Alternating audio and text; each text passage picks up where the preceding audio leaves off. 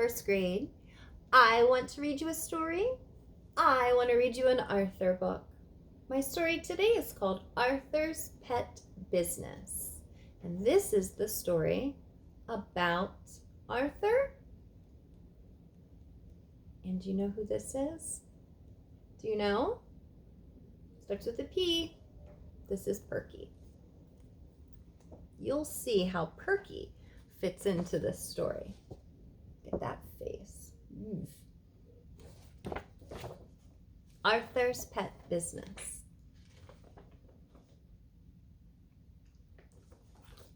You've been looking at puppies for months, said DW. When are you going to ask Mom and Dad if you can have one? Oh, I'm waiting for just the right moment, said Arthur. So promise not to say anything.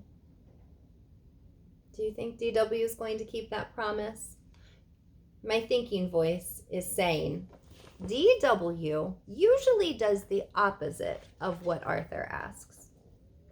That night at dinner, Father asked, what's new? Arthur wants a puppy, said DW. Oh, blabbermouth, said Arthur. A puppy is a big responsibility, said Father. I can take care of it, said Arthur. We'll think about it, Mother said. That means no, explained DW.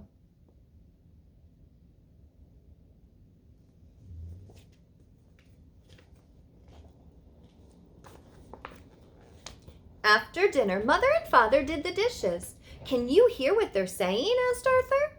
They're worried about the new carpet, whispered DW, and suddenly the door opened. We've decided that you may have a puppy if you can take care of it, said Father. Wow, said Arthur. But, said Mother, first, you need to show us that you're responsible. My thinking voice right now is wondering, what kinds of things are going to show Arthur's parents that he's responsible? I wonder if there's some of the things that you do at home to show that you're responsible. How will I ever prove I'm responsible? Asked Arthur. The best way I know is to get a job, said DW. Then you can pay back the $7 that you owe me. Ka-ching, went her cash register. Arthur wondered what kind of job he could do. You could work for my dad at the bank, said Muffy. He needs some new tellers. If I were you, I'd get a job at Joe's Junkyard, crushing old cars, offered Binky Barnes.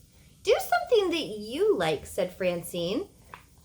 And that gave Arthur an idea. Wondering what that idea might be. I'll take care of other people's pets, said Arthur. Then Mom and Dad will know that I can take care of my own. Arthur and Francine put up signs to advertise his new business. His family helped too. Arthur waited and waited. Then, just before bedtime, the phone rang. Hello, he said. Arthur's Pet Business. How may I help you? Yeah. No? When? Where? Great, said Arthur.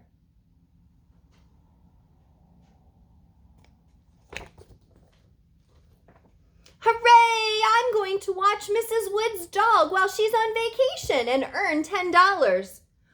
Oh, no, said DW. Not nasty little Perky.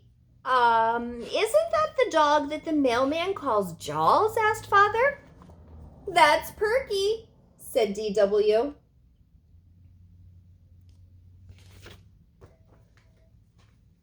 The next morning, Arthur ran all the way to Mrs. Wood's house. Right on time, said Mrs. Wood. Grrr, growled Perky. Oh, she hasn't been herself lately, said Mrs. Wood. I'm worried. I'll take good care of her, said Arthur. We'll be best friends. Grrr, growled Perky. Here's her schedule and a list of things she doesn't like, said Mrs. Wood. I'll see you next Sunday. Do you see that long list of things that Perky does not like? I'm thinking this is not going to be an easy job. Arthur did his best to make Perky feel at home. Every day he brushed her. He tried to fix her favorite foods. They took a lot of long walks day and night. Perky made sure that they had the whole sidewalk all to themselves. You look exhausted, said Mother. Maybe taking care of a dog is too much work. Ugh, any dog that I would get would be easier than Perky, said Arthur.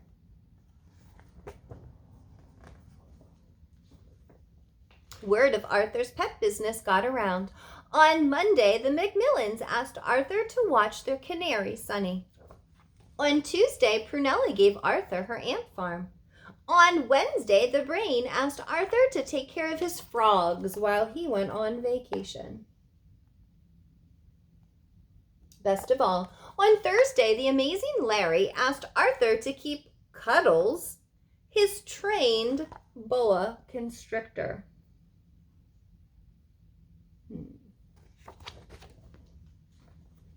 Animals were everywhere until Mother put her foot down. I want all of these animals in the basement now, she ordered.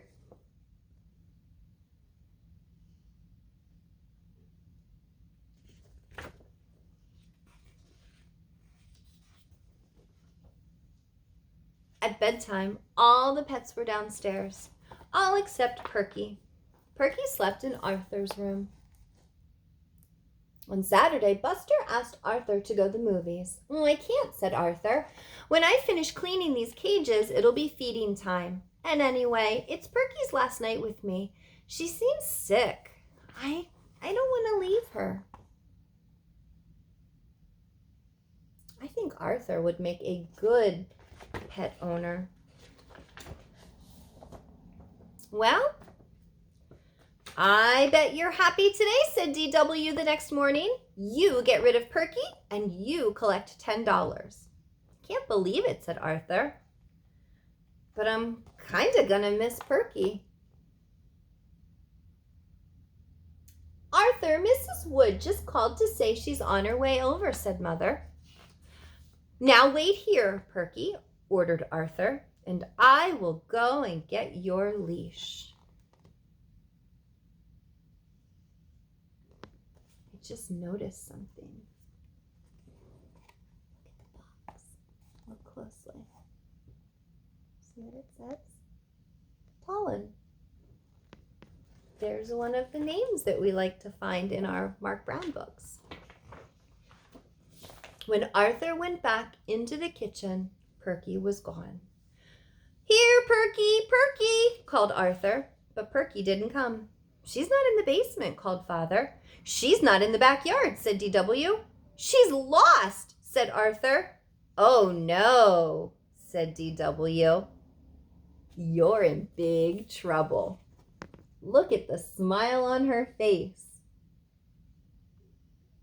I think she's pretty happy to know that Arthur's going to be in big trouble. Arthur, Mrs. Wood is here, called Mother. Hi, Mrs. Wood, said DW. Guess what? Arthur lost Perky. My poor little darling is lost? Asked Mrs. Wood. Don't worry, said Father. Arthur's looking for her right now. Suddenly, they heard a bark. Ah, everybody come quick, called Arthur.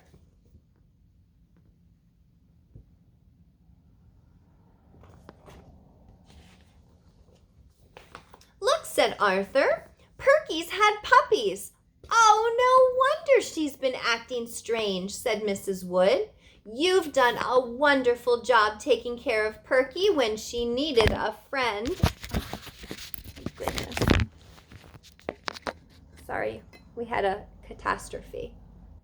All right, Cat, don't knock my phone over. Let's try that again. You've done a wonderful job taking care of Perky when she needed a friend the most. How can I ever thank you? A reward might be nice, suggested DW. Shh, said Mother. Here's the money I owe you, said Mrs. Wood. And how would you like to keep one of Perky's puppies as a special thank you? I would love to, said Arthur. If I'm allowed. Of course, said Mother. You've earned it.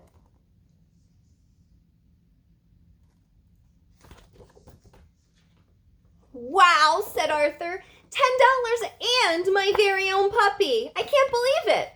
Neither can I, said DW. Now you can finally pay back my $7. Ka-ching, went her cash register.